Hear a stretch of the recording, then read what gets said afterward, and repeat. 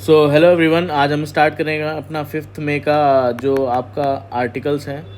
5 मई 2025 के आर्टिकल। तो फर्स्ट जो आर्टिकल है वो बेसिकली आपके जो 22 अप्रैल को पहलगाम अटैक हुआ और जो टेररिस्ट ने अटैक किया, तो उसके बारे में है ये आर्टिकल। तो इसमें बेसिकली बताया गया है कि मुंबई टेरर अटैक जो 2008 का हुआ था, उसमें उसके बाद पहली बार ये इतना बड़ा सिविलियन के ऊपर के इतने बड़े स्केल में सिविलियंस को निशाना बनाया गया। तो इस और ऊपर से इसमें आपका धर्म पूछ के लोगों को अलग किया गया, सेपरेट किया गया और फिर उनको शूट किया गया। तो बेसिकली इनका एक मेंटालिटी दिखाता है कि वो क्या करना चाहते हैं। एक तो आपको इंडिया में वो कम्युनल वायलेंस फैलाना चाहते थे, जो धर्म के बीच में लड़ाई कराना, और प्लस जो वहाँ की जो रिवाइविंग इकॉनमी है आपकी, जो वहाँ की सही हो रही थी जम्मू कश्मीर की, उसको बेसिकली डिस्ट्रॉय करना। ये दोनों एम दिखता है। और इस बार उनके पैटर्न में भी थोड़ा डिफरेंस आया है। जो उन्होंने अटैक किए हैं, पहले वो लोग जो अटैक्स करते थे वो फ़िदायीन अटैक्स जिनको बोलते थे। बेसिकली फ़िदायीन अटैक्स क्या होते हैं? फ़िदायीन अटैक्स वो ऐसे अटैक होते हैं जो एक अटैकर आता है, वो अपना ज़्यादा से ज़्यादा लोगों को अपनी जान के बदले दूसरों की जान लेना चाहता है। मतलब जितने लोग मार सकता है वो अपनी जान दे के मार देता है।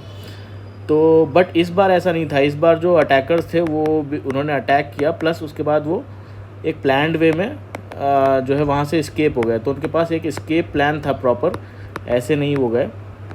इस सब को देखते हुए इंडिया ने भी कुछ इमीडिएट एक्शंस लिए, जैसे इंडस वाटर ट्रीटी को सस्पेंड कर दिया और डायरेक्ट और इनडायरेक्ट इंपोर्ट्स जो है पाकिस्तान से वो बैन कर दिए। प्लस मिलिट्री को भी आपको ग्रीन सिग्नल मिल गया है कि अपनी वो स्ट्रैटेजी प्लान कर सकते हैं जैसे चाहें। और फिर बट इतना ये सब बोलते हैं, जो आपके ऑथर हैं ये बोलते हैं इतना इनफ नहीं है इस सब को रोकने के लिए। इस सब से निपटने के लिए हमारे पास एक लॉन्ग टर्म स्ट्रैटेजी होनी चाहिए, लॉन्ग टर्म स्ट्रैटेजी होनी चाहिए जो इनको रोक सके और डेटरेंट का काम कर सके। तो इसमें कुछ बेसिकली कुछ पुराने अटैक्स का रेफरेंस दिया गया है कि उन अटैक्स में इंडिया ने कैसे रिस्पॉन्ड किया। जैसे 2001 का पार्लियामेंट्री अटैक हुआ था, तो ऑपरेशन पराक्रम के थ्रू हैवी आर्मी मोबिलाइज़ की गई थी आपके बॉर्डर्स पे। फिर उसके बाद में 2008 का जब मुंबई टेरर अटैक हुआ, तो पाकिस्तान को बेसिकली FATF की ग्रे लिस्ट में डलवाया गया।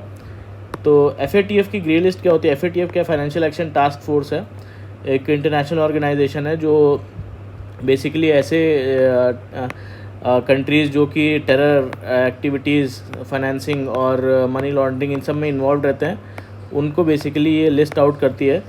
तो इससे लिस्ट आउट करने से होता क्या है बेसिकली कि जैसे इसमें दो टाइप की होती है। ग्रे लिस्ट होती है, ग्रे लिस्ट जो कि इस एक्टिविटी को रोकने में नाकाम रहती है, तो इसका एक नेगेटिव इम्पैक्ट पड़ता है इंटरनेशनली। जैसे FII जो फॉरेन इन्वेस्टमेंट है वहाँ पे कम आता है, प्लस जो आपके लॉन्ग टर्म लोन्स होते हैं उन पे ज़्यादा आपका इंटरेस्ट लगता है, हाई इंटरेस्ट लगता है, और रिस्की कंट्रीज़ माने जाते हैं ये इन्वेस्टमेंट के लिए। तो काफ़ी इंटरनेशनल प्रेशर रहता है इसमें।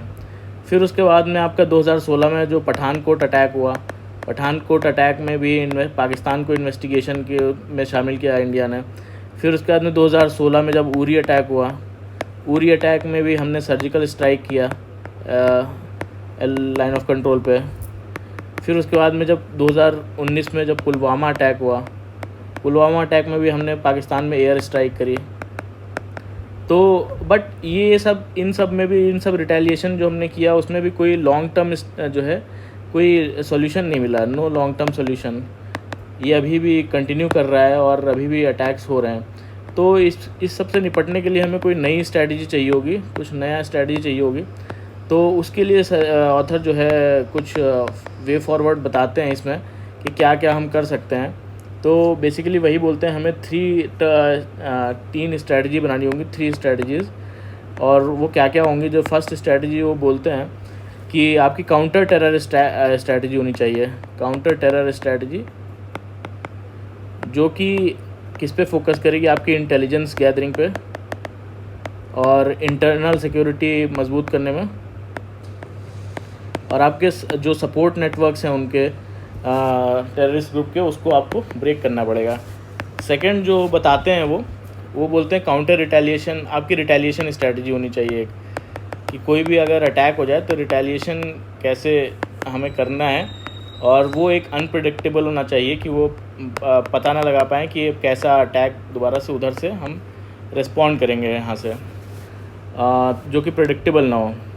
फिर उसके बाद में हमने वहाँ पे अटैक कर दिया, दोबारा रिटेलिएट कर दिया, फिर उसके बाद में वो भी तो रिटेलिएट करेंगे, तो उस रिटेलिएशन का भी एक काउंटर रिटेलिएशन होना चाहिए, काउंटर रिटेलिएशन स्ट्रैटेजी होनी चाहिए अपने पास, जो कि उस रिटेलिएशन से हुए डैमेज को या फिर वो डैमेज ना हो उसको मैनेज कर सकें हम।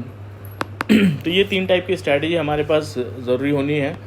फिर इसमें ऑथर बोलते हैं सॉरी कि पाकिस्तान के आर्मी चीफ़ जो हैं आसिम मुनीर, जो जब उन्होंने ज्वाइन की मिलिट्री वहाँ पे ज़ियाउल हक के टाइम पे, तब से वो वहाँ की आर्मी का काफ़ी रेडिकल अप्रोच हो गया है।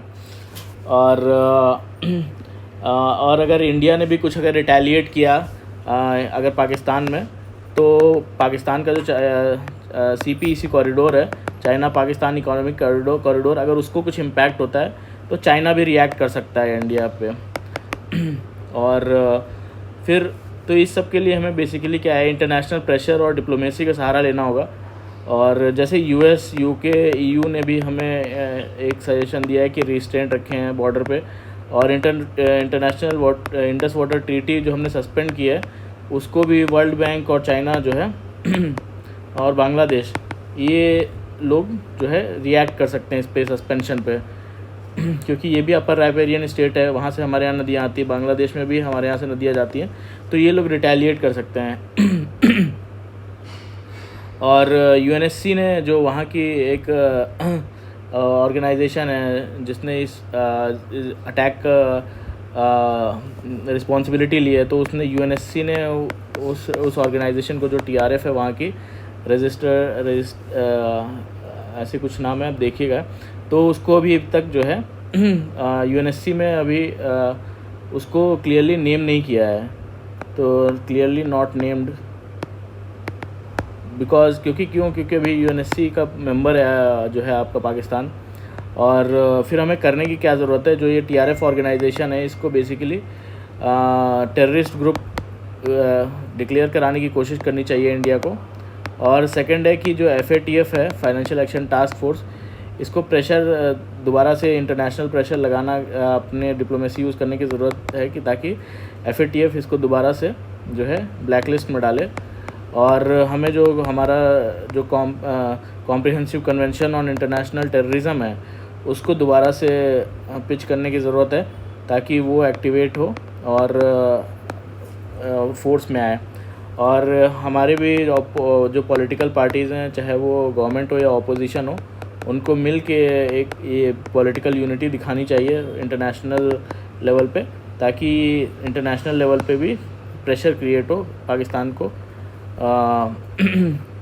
एक सिग्नल देने में, जैसे कि ब्लैक लिस्ट करना या टेररिस्ट ग्रुप डिक्लेयर करना हो, या comprehensive convention on international treaty लाना हो। तो ये बेसिकली पूरा आर्टिकल था ये हमारा। ओके, तो नेक्स्ट आर्टिकल पे आते हैं हम यहाँ पे, टेम्परेरी रेस्पाइट, जो कि बोलता है इंडिया की ग्रोथ स्ट्रैटेजी अपने डोमेस्टिक कंजम्पशन पे फोकस करना होगा। तो इसमें बेसिकली क्या है कि यहाँ पे बता रहे हैं कि जो है अप्रैल में जो है लास्ट ईयर अप्रैल 2024 के अकॉर्डिंग अप्रैल 2025 में रिकॉर्ड GST कलेक्शन हुआ है, जो कि 2.37 लाख करोड़ है, और जो कि पिछले साल से 12.6% ज़्यादा है। तो ये हुआ किन वजह से? बेसिकली बेटर कंप्लायंस और रिफ़ंड की वजह से हुआ है। तो कंप्लायंस अच्छा था, और रिफ़ंड्स भी रिफ़ंड के बाद जो है सेंट्रल गवर्नमेंट ने 2.09 लाख करोड़ का पैसा उनको सेंट्रल गवर्नमेंट के पास आया है आफ्टर रिफ़ंड। और यहाँ पे रोल क्या है, फिनटेक्स का काफ़ी बड़ा रोल रहा। फिनटेक्स जैसे UPI, Paytm, ये सब जो भी ऑनलाइन प्लेटफॉर्म जो आपके लोन, इंश्योरेंस और बैंकिंग फैसिलिटीज़ को इजी बनाते हैं, वो सारे प्लेटफॉर्म्स, तो उनका बड़ा योगदान रहा है। GST और जो एक्सपोर्ट और इंपोर्ट कंट्रीब्यूशन भी अच्छा रहा है। एक्सपोर्ट में भी आपका जो है अप्रैल में एक्सपोर्टर्स को दिए गए रिफ़ंड 86% जो है, और इंपोर्टर्स को GST रेवेन्यू ज़्यादा हुआ है। और जो आपका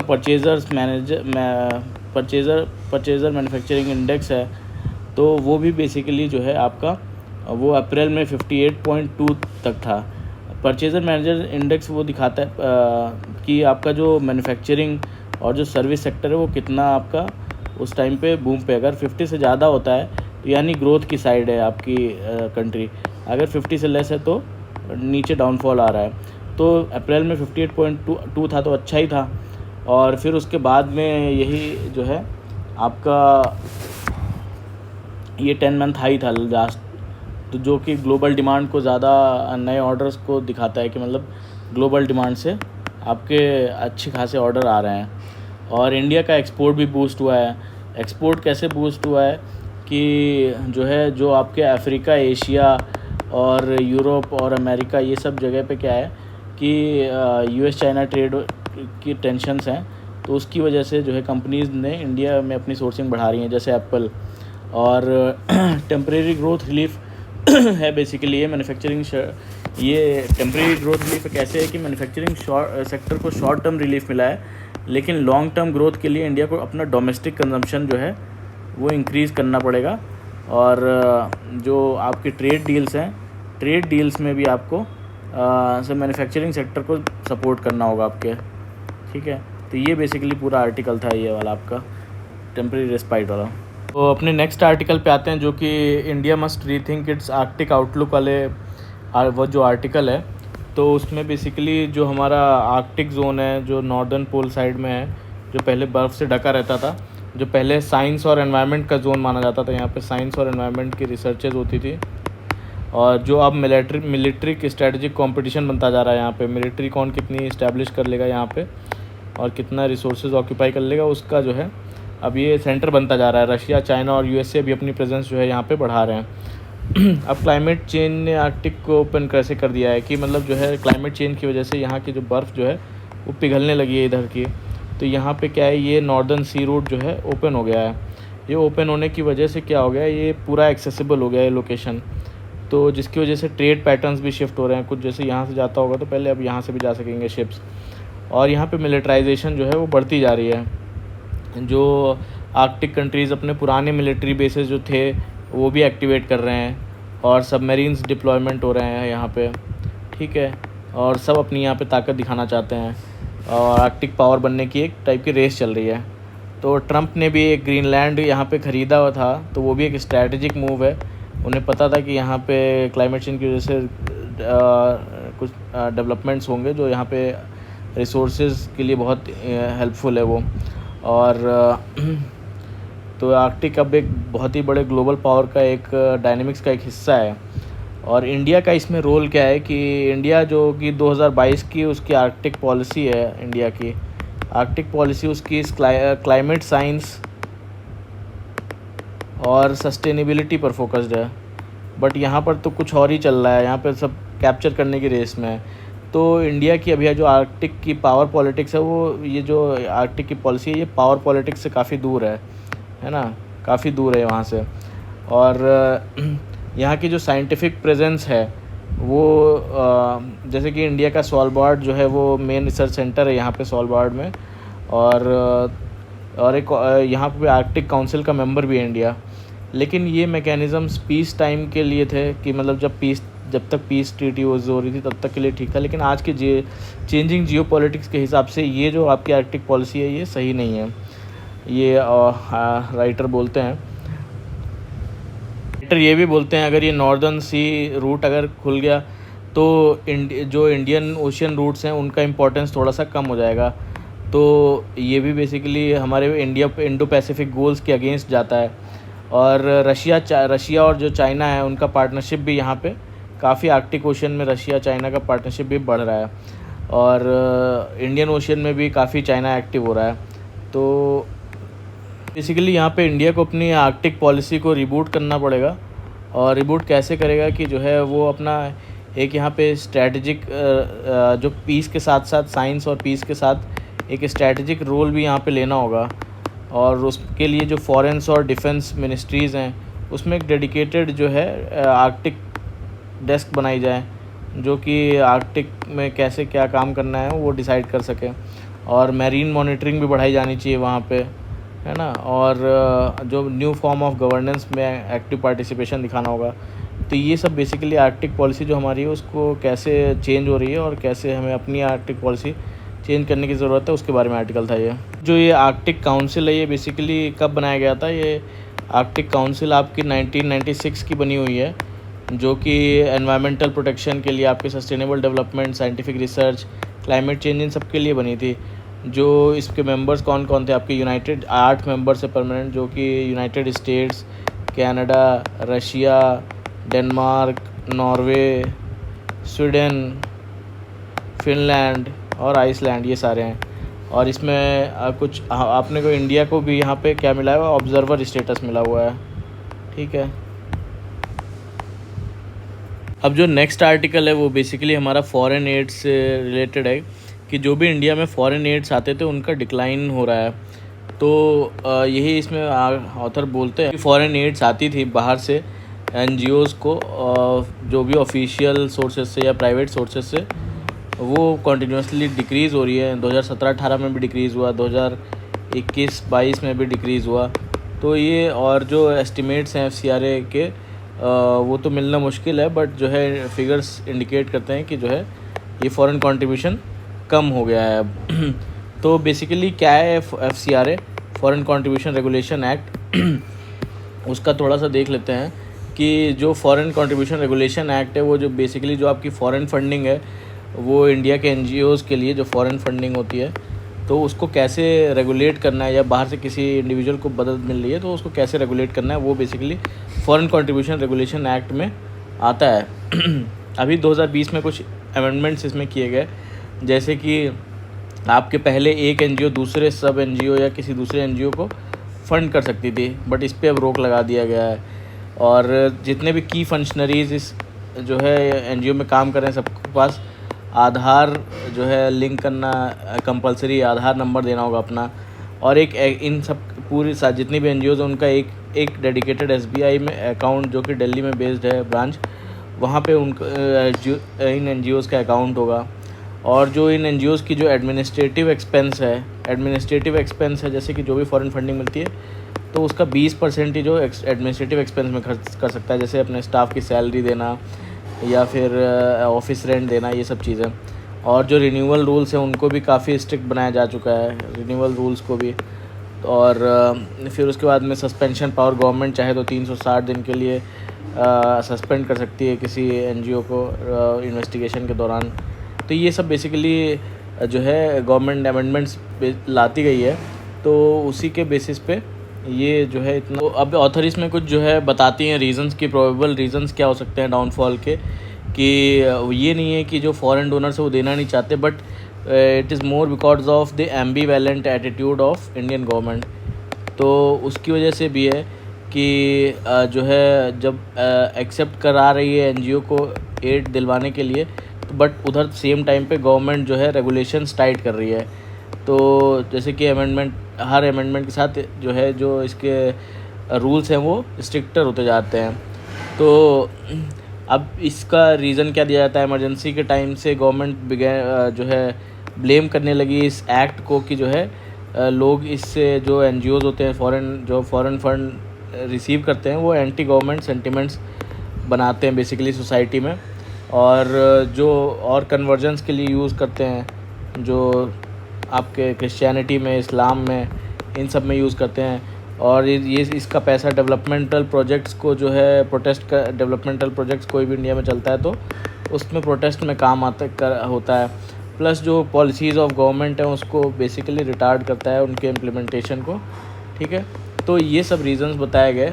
और अब जैसे मैंने बताया कि सारे रूल्स कैसे कैसे स्ट्रिक्टर कर दिए गए हैं, कि रजिस्टर करना है मिनिस्ट्री ऑफ होम अफेयर्स के पास, और फिर फंड्स को जो आपका यूज़ है वो स्ट्रिक्ट हो गया, 20% या एडमिनिस्ट्रेटिव के लिए यूज़ कर सकते हैं, बाकी सारा आपके जो गोल है NGO का उस पर यूज़ करना है। तो जैसे कुछ प्राइवेट डोनर्स हैं, जैसे सोरोस फाउंडेशन है, और ये सब क्या है, ये डिस्करेज हो गए काफ़ी यहाँ पे फॉरेन फंडिंग करने से अपनी। तो बताते हैं कि NGOs ने कैसे इंडिया में रोल प्ले किया है, कि बेसिकली जो भी गवर्नमेंट कोई अब्यूज़ करती है सोसाइटी में, इंडिविजुअल्स के साथ या सोसाइटी के साथ, तो एक वॉच डॉग की तरह काम करता है एनजीओ, है ना। और जो भी कोई भी डिसेंट, अगर पॉलिटिकल डिसेंट है या किसी टाइप का जो मार्केट फोर्सेस में चल रहा है, उसमें उसके डिसेंट को भी